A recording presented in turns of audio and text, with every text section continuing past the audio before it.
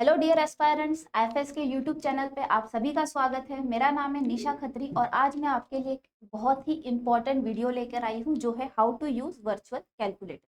बहुत सारे बच्चे बोल रहे थे कि मैम वर्चुअल कैलकुलेटर को कैसे यूज़ करें, उसके लिए वीडियो ले आइए। तो हियर इट इज़। चलिए अब हम देखते हैं।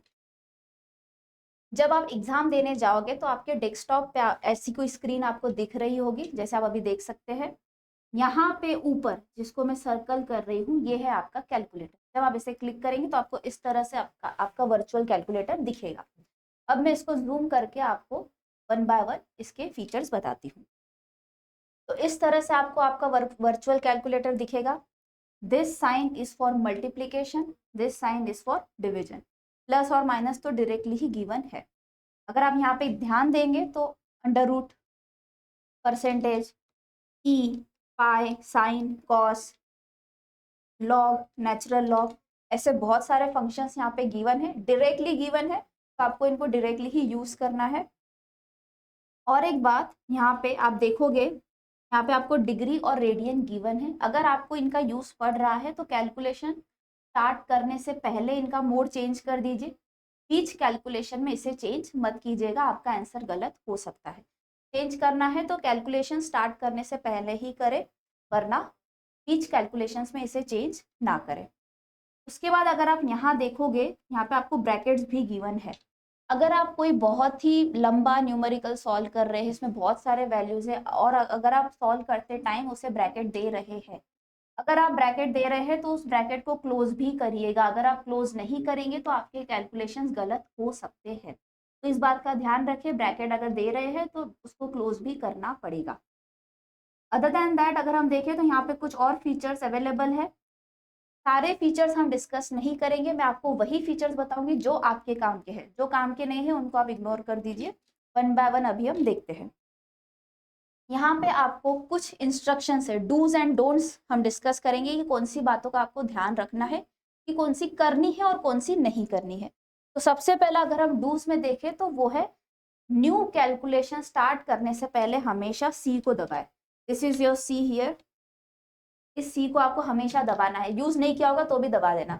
नया कैलकुलेशन स्टार्ट करने से पहले सी दबा ही देना। उसके बाद यहाँ पे सेकेंड पॉइंट है you can simplify an equation.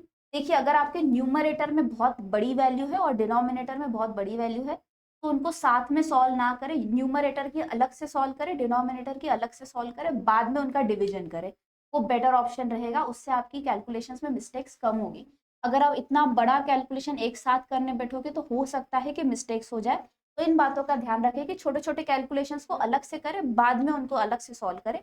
ना कि मैं पूरा इक्वेशन लिख लूँ फिर एक ही साथ उसको सॉल्व करूँ। उस केस में आपकी गलतियां हो सकती है, तो उनका ध्यान रखें। बाकी यहाँ पे उन्होंने बताया है कि प्री डिफाइंड ऑपरेशंस यहाँ पे प्रेजेंट है, जैसे पाई, लॉग, एक्सपोनेंशियल, ये सारी चीजें ऑलरेडी गिवन है। अब मैं अगर आगे जाऊं तो यहाँ पे प्लस एम, अगर आप देखोगे आपका कैलकुलेटर यहाँ पे आपको प्लस एम दिखेगा। इसका काम ये है कि अगर आपने कोई सॉल्व किया है, उसका आंसर अगर आपको सेव करके रखना है तो आप उसको सेव करके रख सकते हो by pressing plus M. M R से आप उस सेव की हुई चीज को फिर से देख सकते हो, और एम माइनस से आप वो जो आपने सेव किया है, जो आपने वैल्यू सेव की, उसको आप डिलीट कर सकते हो। ये फीचर्स रेयर केस है कि काम आ जाए, लेकिन फिर भी हो सकता है कि आपको काम है, इसलिए मैं आपको बता रही हूँ। उसके अलावा बाकी चीजों का ध्यान ना दे।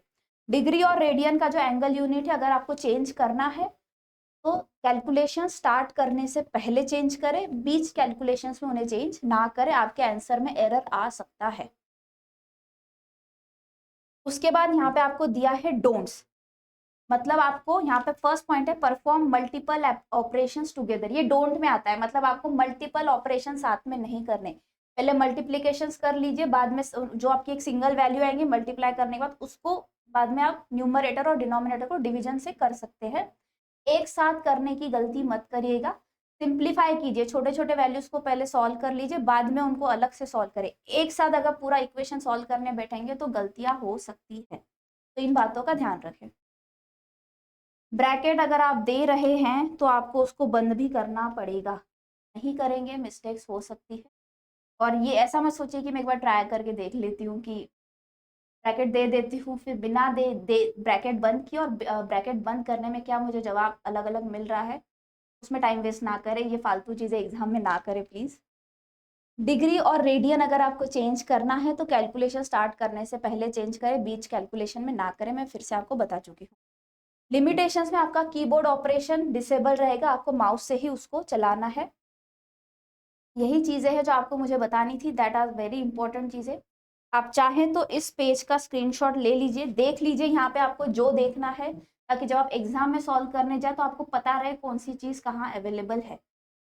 ज़्यादा हार्ड नहीं है, हमें डर लगता है, लेकिन जब आप एक्चुअल में उसको करेंगे उतना हार्ड नहीं होता है, तो आप ज़्यादा टेंशन ना लें इस बातों का।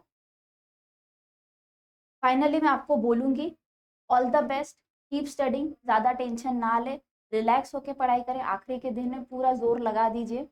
और अगर आपको कुछ हेल्प चाहिए आपके स्टडीज़ में तो हमारे आईएफएस के ऐप पर ये सारी चीज़ें अवेलेबल है, रिकॉर्डेड लेक्चर्स, रैंकर्स की स्ट्रेटेजीज भी अवेलेबल है, टीचर्स के हैंडआउट्स अवेलेबल है, पेपर एनालिसिस अवेलेबल है। आप चाहे तो कौन से आईआईटी ने जब पेपर निकाला है तो उन्होंने कौन से टॉपिक्स को ज़्यादा फोकस किया है, वो सारे एनालिसिस आपको फ्री में हमारे आईएफएस के ऐप पर मिल जाएंगे। आपको बस ऐप को डाउनलोड करना है, रजिस्ट्रेशन करना है, एग्जाम टाइप बताना है, नहीं बताया तो भी I don't think there will be any issue. Learn free में जाना है, वहाँ पे आपको ये सारी चीज़ें अवेलेबल है, तो आप जाइए ऐप पर, आपको जो हेल्प चाहिए वहाँ पे सारी चीज़ें अवेलेबल है। Thank you so much, bye bye.